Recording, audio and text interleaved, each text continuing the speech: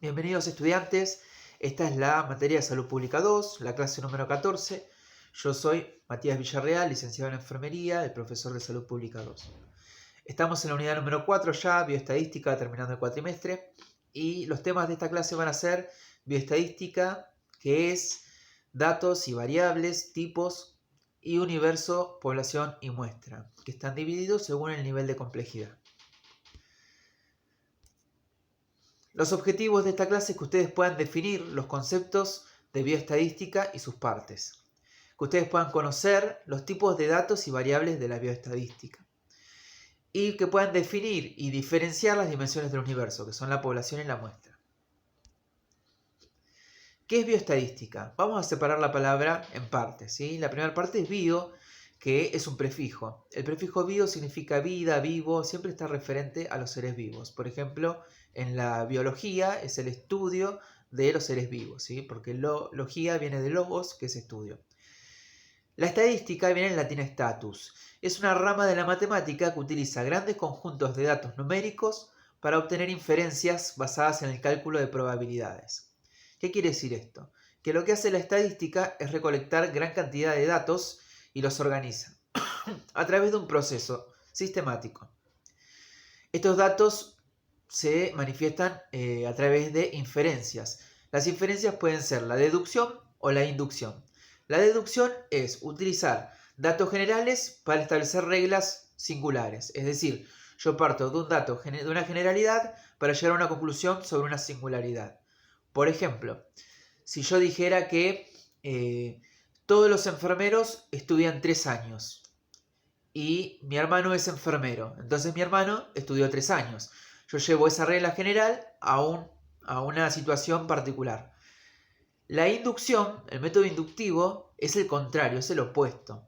Parte de una singularidad y lo lleva a una generalidad. Generaliza un solo hecho, una sola situación. Por ejemplo, podría ser, si yo dijera que mi compañero de trabajo es enfermero y es muy capaz, yo podría decir que todos los enfermeros son muy capaces. Si yo dijera que la farmacia de cerca de mi casa tiene precios muy económicos, yo podría hacer un método inductivo diciendo que todas las farmacias tienen que tener precios económicos. ¿Cuáles son los objetivos de la estadística? Recolectar datos, que decíamos que podría ser a través de la observación o la experimentación directa con la realidad. Agrupación de estos datos, los vamos a agrupar y clasificar. Por ejemplo, edad por un lado, altura por el otro, peso por otro lado. Análisis, vamos a generar con estos grupos de datos tablas, gráficos, barras, tortas, que nos permitan comprenderlo a través de una simple observación. Comprender este volumen de datos tan grande que tenemos, ¿sí? Por ejemplo, si yo tengo una población de 50 personas y 25 personas de estas tienen entre 20 y 30 años y las otras 25 tienen entre 31 y 50 años. Yo podría decir que el 50% tiene entre 20 y 30 y el 50% entre 31 y 50, ¿no? Eso sería una manera de analizar los datos ya agrupados luego de la recolección. Luego viene la interpretación de datos, ¿sí? Entonces yo a través de estos gráficos voy a tener que establecer una interpretación. Es decir, ¿qué quieren decir? Y por último, los presenta. Yo voy a organizar todos estos gráficos con sus correspondientes interpretaciones y las voy a manifestar para poder presentarlas, ¿sí? Para poder explicar al mundo o a mi público qué es lo que quieren decir estos datos según mi investigación. Como vemos, está aplicada a la investigación, la bioestadística. Los datos estadísticos, que pueden ser datos o variables, es lo mismo, lo vamos a usar de manera indistinta en este espacio. Pueden ser cuantitativos o cualitativos. Los datos estadísticos cuantitativos siempre están referidos a cantidad. Los cualitativos a la calidad, características, atributos. Los cuantitativos expresan números, ¿sí? Pueden ser porcentajes, pueden ser números decimales, números enteros. Y los cualitativos expresan palabras, que puede ser mucho, poco, mayor, menor, suficiente, insuficiente, etc. Dentro de los datos cuantitativos dijimos los discretos y los continuos. Los discretos son cantidad de datos limitados. Son fáciles de organizar y expresan números enteros. Fíjense que importante esto, expresa números enteros, o sea que no va a haber coma.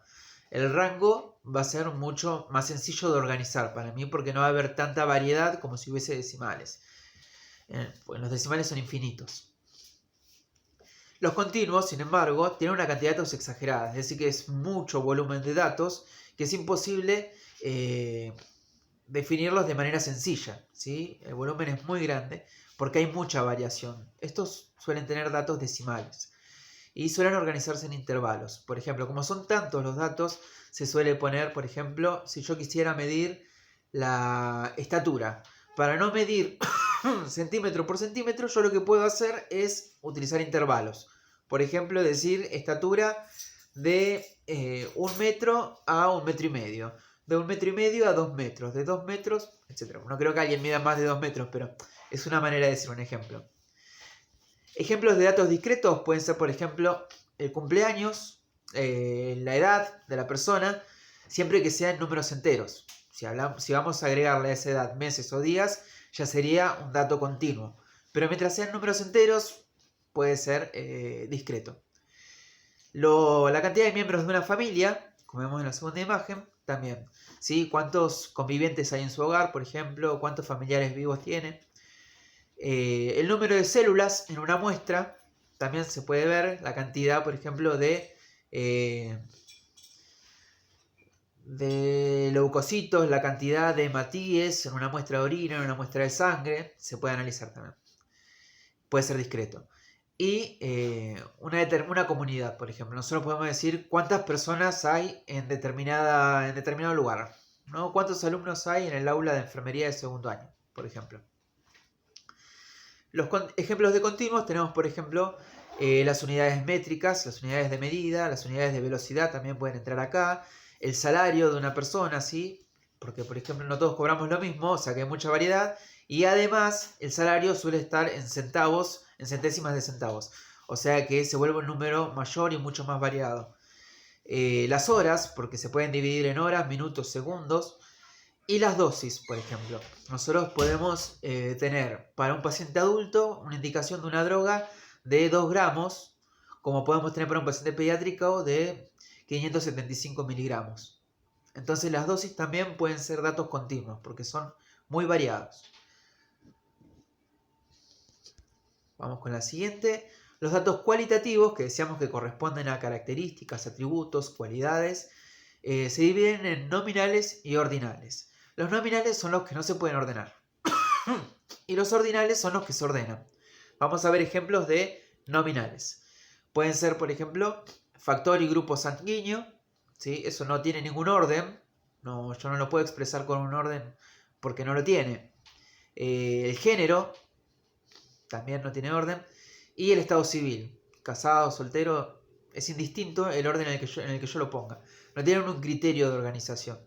Como de mayor a menor, por ejemplo. No lo tienen. Ejemplos de datos ordinales tenemos, por ejemplo, el nivel educativo, ¿sí? Primario, secundario, terciario, universitario, posgrados. Tenemos niveles en una competición, niveles de premiación en una competición, primer lugar, segundo lugar, tercer lugar. Y los niveles de complejidad de la atención sanitaria, ¿no? Primer nivel de atención, segundo nivel de atención, tercer nivel de atención. Los podemos clasificar según el orden de complejidad. Ahora vamos a ver qué es el universo. El universo es aquella parte de la realidad que yo quiero estudiar. Pero es una parte de la realidad muy abstracta, muy grande. Imposible de medir. Como es imposible de medir, yo no puedo estudiar directamente la realidad entera, en su totalidad, respecto a lo que yo quiero saber. Entonces tengo que ir reduciéndola cada vez más. El universo tiene un nivel de complejidad muy superior, muy grande. Entonces yo para poder investigarlo voy a tener que reducirlo. Voy a tener que reducir la complejidad, voy a tener que reducir su cantidad. Y ahí surge la población. Es una parte de mi universo. Hay veces en que la población puede estudiarse directamente en mi investigación. Yo no tengo que seguir reduciéndola.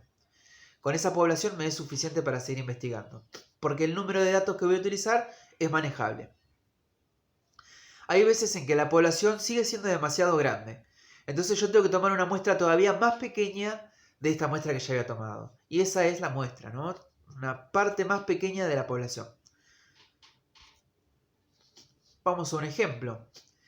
Si el universo fuera pacientes adultos mayores, que puede ser todavía más general, puede ser pacientes directamente, ¿sí? Si mi universo fuese pacientes adultos mayores, mi población podría ser pacientes adultos mayores de un hospital público. Fíjense cómo los colores corresponden a cada uno, ¿no? Lo que está en verde es el universo, lo que está en azul es la población y lo que está en morado es la muestra. Entonces, si mi universo fuese pacientes adultos mayores, mi población podría ser pacientes adultos mayores de un hospital público. Fíjense cómo yo ya reduje el campo de datos que voy a recolectar. Reduje la parte de la realidad que yo quiero estudiar. ¿Qué quieres estudiar vos? Bueno, yo quiero estudiar los pacientes adultos mayores, pero es mucho. ¿Qué pacientes adultos mayores querés estudiar? Bueno, los que están en el hospital público. Bueno, ¿en qué hospital público podría ser más reduccionista para lograr una muestra que me sea fácil de estudiar? Porque volvemos siempre a lo mismo. Cuando vamos a investigar, tenemos que buscar algo que sea sencillo de investigar, que no nos tome toda nuestra vida. La muestra de esta población podría ser pacientes adultos mayores diabéticos de un hospital público. Entonces yo ya reduzco un montón mi muestra ahí. Reduzco un montón la parte de la realidad que yo quiero estudiar. Porque ahora solamente voy a estudiar a los pacientes diabéticos de este hospital. No a todos. Adultos mayores y diabéticos. Fíjense que ya tenemos dos variables, ¿no? Un segundo ejemplo para que vean que no siempre está ordenado de esa manera. Si yo tuviese un universo que sea el sistema sanitario en sí, es inespecífico. ¿Qué es lo que yo quiero estudiar del sistema sanitario? No se puede ver. Entonces tengo que especificarlo más. Mi población podría ser hospitales públicos bonaerenses. Si mi población fuese hospitales públicos bonaerenses, fíjense que yo ya reduje qué parte del sistema sanitario quiero estudiar. Hospitales públicos en Buenos Aires. Esto ya lo podría estudiar. Con los recursos necesarios, esa población podría servirme para hacer mi investigación. Ahora, si yo no dispongo de los recursos necesarios como para encarar ese tipo de parte de la realidad, voy a tener que seguir reduciéndola. ¿Cómo la reduzco? Con la muestra, que es una parte más reducida todavía del universo, una parte de la población. Entonces la muestra podría ser hospitales públicos bonaerenses con terapia intensiva pediátrica, que sabemos que no todos los hospitales públicos de Buenos Aires tienen terapia intensiva pediátrica, así que eso reduciría un montón mi muestra y sería mucho más fácil estudiarla. Si yo quisiese estudiar, por ejemplo, cuál es la cantidad de internaciones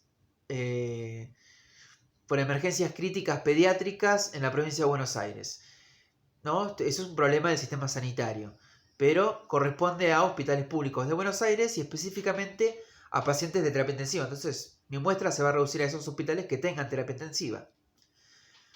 Ese sería otro ejemplo de universo, población y muestra. Lo importante y lo que tiene que quedar de esto claro es que se dividen siempre por complejidad. De mayor complejidad a menor complejidad. El universo tiene una complejidad muy superior. La población tiene una complejidad intermedia. Y la muestra tiene una complejidad mucho más pequeña. Entonces nosotros a veces podemos guiarnos con lo que es la población y nos sirve. Por ahí la población nos alcanza para hacer nuestra investigación porque contamos con los recursos. Pero si no contamos con los recursos y sigue siendo muy grande, podemos seguir reduciéndola y la vamos a reducir al nivel de la muestra. La muestra es mucho más pequeñita, ¿sí? Esa es la idea. Siempre entendamos que se divide por niveles de complejidad. La mayor complejidad la tiene el universo y la menor complejidad es la muestra. ¿Cómo lo vamos reduciendo? Agregándole características. Al agregarle características, lo estamos adjetivando, lo vamos minorizando, lo estamos desmenuzando, lo hacemos cada vez más pequeño. Entonces, esto es lo que sucede, se va haciendo cada vez más pequeño el universo. De universo pasamos a población y de población pasamos a muestra. Y eso sería todo. Yo les agradezco. Muchísimas gracias por prestar atención, muchas gracias por estar acá en la clase. Espero que haya sido un tema sencillo. Si se les dificultó, que algún concepto dando vueltas o algo no se entendió muy bien, saben que pueden comunicarse conmigo por todas las vías de comunicación que tiene la institución, que son, por ejemplo, el Classroom en primera instancia, comentarios en actividades o en material de la clase, puede ser a través de este video de YouTube en los comentarios, puede ser también en la clase vivo de Google Meet, o lo pueden hacer a mi mail en última instancia, Recuerden siempre, profematías55@gmail.com. Y bueno, les deseo éxitos para siempre. Recuerden, tenemos que cuidarnos y cuidar a los demás de esta manera. Quédense en casa siempre que sea posible. Cuando no sea posible, tomen todas las medidas higiénicas y de salud pública necesarias, que son el uso de tapabocas, el lavado de manos y el alcohol en gel. Muchas gracias. Espero que puedan hacer promoción de la salud por el COVID, porque estamos en una situación muy grave. Éxitos por siempre.